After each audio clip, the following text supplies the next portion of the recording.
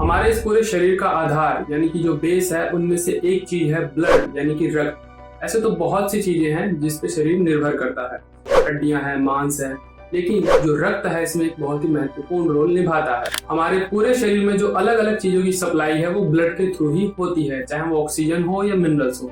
इसीलिए आयुर्वेद की माने तो ये हमारे शरीर का प्राण है और आयुर्वेद इसे सुरक्षित रखने की बात करता है, क्योंकि इसमें कुछ भी अगर खराबी आई तो पूरे शरीर को नुकसान पहुंचता है। तो आज की वीडियो में हम यही समझने वाले हैं कि हमारा रक्त किस तरीके से खराब होता है, क्या क्या उसके कारण होते हैं, और खास करके इस सीजन में यानी कि जो शरद ऋतु है इसमें रक्त को शुद्ध यानी कि साफ कैसे किया जाता है। आइए बिना समय गवाए इस वीडियो को शुरू करते हैं। सादर प्रणाम, मैं विशाल एक बार फिर से स्वागत करता हूं आपका अपने यूट्यूब चैनल सनातन मार्ग पर। इस चैनल पर मिलती हैं आपको आयुर्वेद संबंधित शुद्ध जानकारियां आयुर्वेद के ग्रंथों से। यदि आप आयुर्वेद की सही सटीक जानकारी प्राप्त करना चाहते हैं तो चैनल को अवश्य सब्सक्राइब कर दें। हमारा पूरा जो शरीर है आयुर्वेद के अनुसार 7 धातुओं से मिलकर बना हुआ है, यानी कि रस, रक्त, मांस, मेद, अस्थि, मज्जा और शुक्र। इन सभी में जो रक्त है बहुत ही महत्वपूर्ण रोल निभाता है और ये शरीर की दूसरी धातु कहलाती है। यानी कि जो भी हम भोजन करते हैं उससे सबसे पहले उसका जूस बनता है और उससे रस बनता है। रस एक तरह से आप इसको प्लाज्मा कह सकते हैं, जो कि आज के समय हमारे ब्लड के अंदर जो आधा पानी होता है यानी कि लिक्विड होता है वो प्लाज्मा ही कहलाता है। उसके बाद रक्त आता है। रक्त में आज के मॉडर्न साइंस में WBC, RBC, प्लेटलेट्स वगैरह जो चीजें आती हैं ये सभी रक्त के अंदर होती हैं। और जैसा कि आपने देखा होगा कि आज के समय बहुत सारे शरीर का जो परीक्षण होते हैं, यानी कि डायग्नोसिस हैं, बीमारियों के बारे में पता लगाने के तरीके हैं, वो ब्लड के थ्रू ही किए जाते हैं।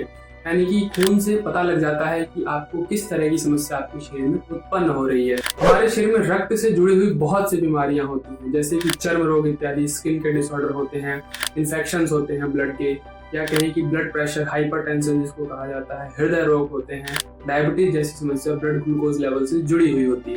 अब रक्त के खराब होने के पीछे का जो कारण है उसके अंदर आयुर्वेद बहुत से कारण बतलाता है, लेकिन मेजर तौर पर वो बतलाता है कि इसमें मानसिक कारण बहुत अधिक सम्मिलित होते हैं। यानी कि मानसिक रोगों के कारण जैसे चिंता, शोक, भय, इन सब चीजों के कारण ब्लड सबसे पहले दूषित हो जाता है।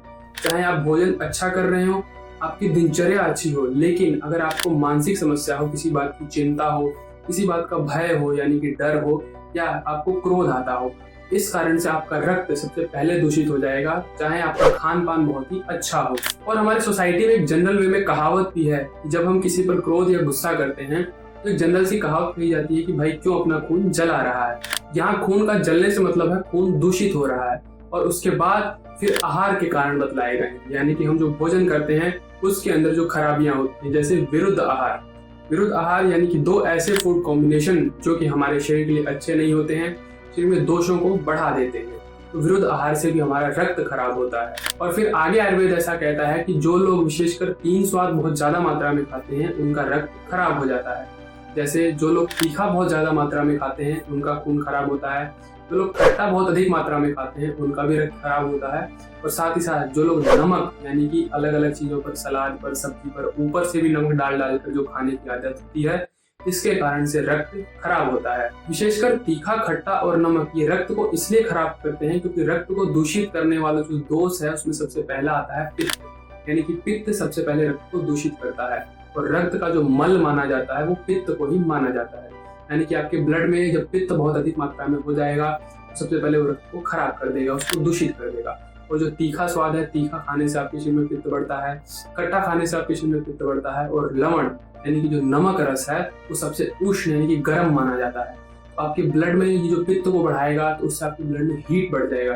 हीट बढ़ जाने की वजह से अलग अलग मार्गों से रक्त आपके शरीर से निकलने लगेगा, यानी कि ब्लीडिंग के डिसऑर्डर होने लगेंगे। जैसे ब्लड मासिकी में निकलने लगेगा, बहुत ज्यादा मासिक धर्म में ब्लड निकलना, पीरियड्स में ब्लड फ्लो होना, या पाइल्स की समस्या हो जाएगी यानी कि मल मार्ग से, जहाँ से हम स्टूल पास करते हैं वहां से ब्लड निकलने लगेगा।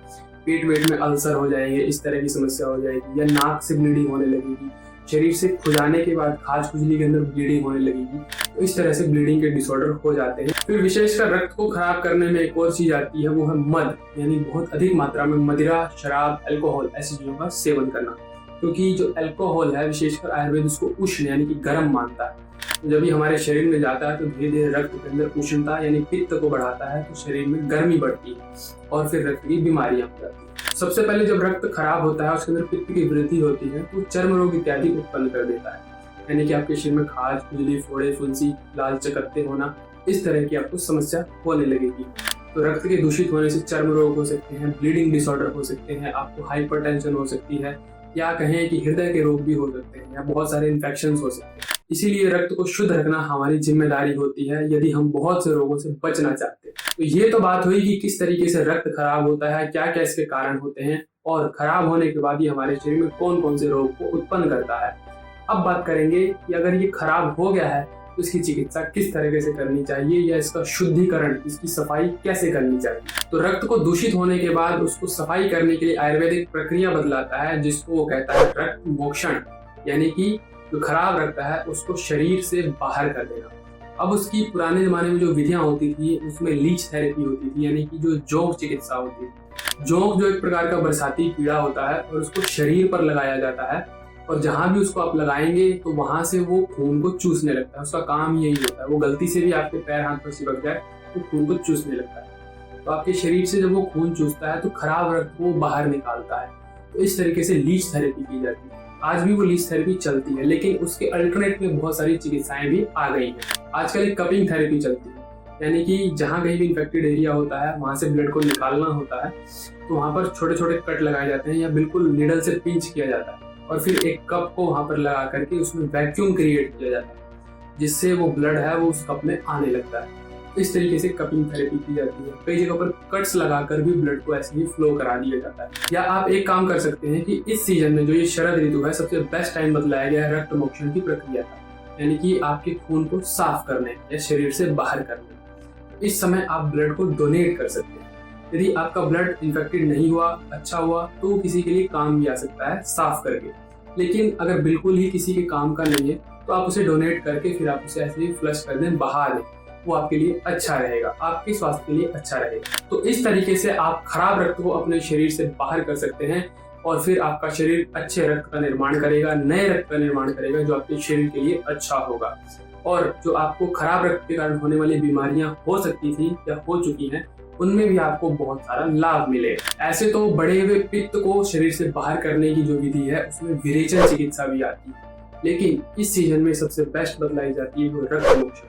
इसीलिए आप किसी न किसी तरीके से अपना ब्लड डोनेट करिए, या कहें कि कपिंग थेरेपी कराइए, लीच थेरेपी कराइए, कुछ भी कराइए। यदि आप तमाम पित्त की बीमारियों से परेशान हैं तो रक्त मोक्षण इस सीजन में आपके लिए बहुत ही अच्छा है। और ध्यान रहे, यदि आपको एनीमिया की समस्या है, शरीर में बहुत कम मात्रा में खून है, तो आपको ब्लड डोनेट या रक्त मोक्षण की प्रक्रिया नहीं करनी चाहिए, क्योंकि ब्लड डोनेट करने से या कहीं की रक्त को शरीर से निकालने से और भी समस्याएं आपको हो सकती हैं। तो एक बार ब्लड डोनेट करने से या रक्त मोक्षण से पहले अपने चिकित्सक से सलाह ले लें कि आपके शरीर में उतना प्रॉपर खून होना चाहिए कि उसे डोनेट या बाहर निकालने के बाद आपको कोई समस्या ना हो। तो यही था वीडियो का टाइटल कि रक्त बहाएं और स्वास्थ्य पाएं, यानी कि आप अपने शरीर से खराब रक्त को बाहर बहाएं और अपने स्वास्थ्य को उत्तम बनाएं।